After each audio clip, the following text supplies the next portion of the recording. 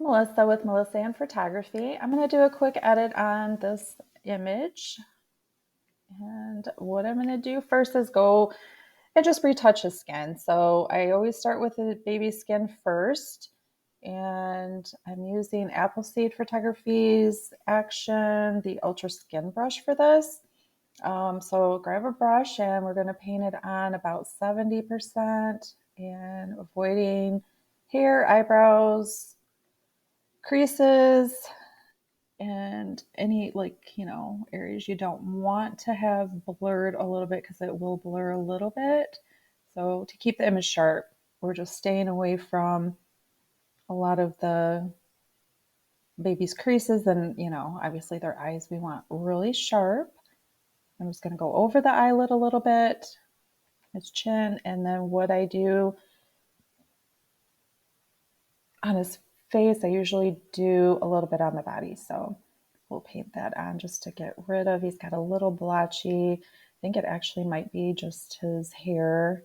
He had a little bit of like that little fuzzy baby hair on him. Is so cute. All right, so we'll flatten that. And then we'll do the Blemish Blaster, which is going to get rid of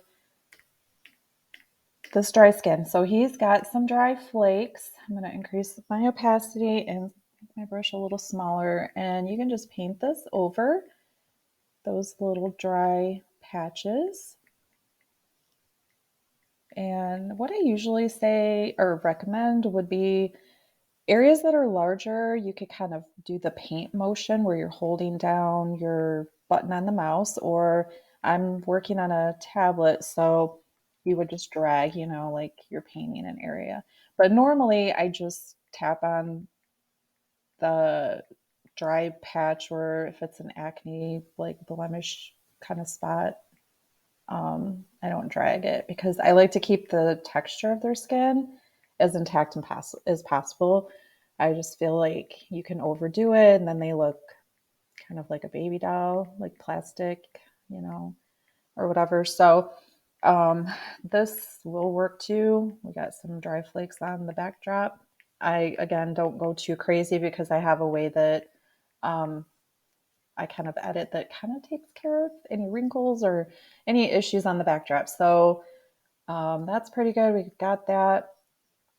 Then I'm just going to go in and do our base action. I like this one here.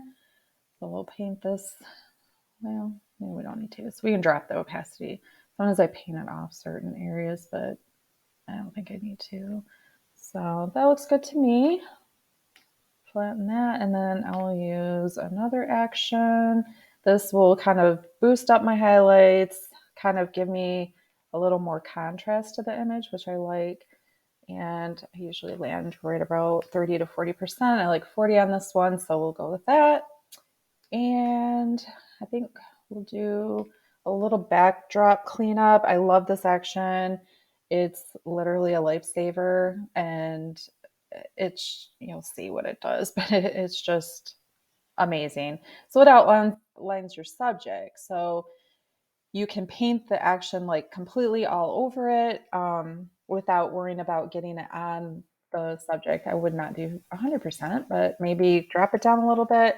And then I've noticed too, like I do stay away from, I kind of keep the guidelines on in the beginning just in case I happen to go a little too close, but I stay back a little bit and just paint that over because it gives, I've noticed, and I don't know if it's just me, it gives like under the baby in this area, it will always give like a hard line and it just doesn't look right.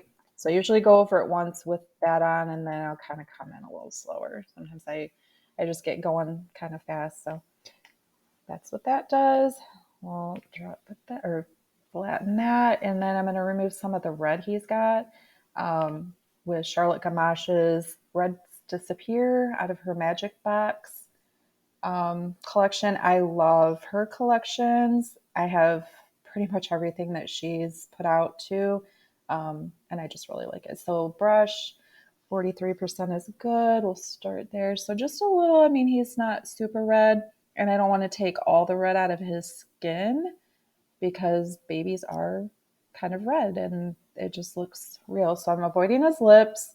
I'm just going down anywhere I see like where it might just need to be toned down a little bit. So before, after, so I'm leaving his cheeks alone because I think that's sweet. And then if you feel like they're still kind of blotchy, Pro Retouch 2 has a deblotch action. It's called deblotch medium that I will sometimes use if I feel like they need a little bit more after I've run my other actions.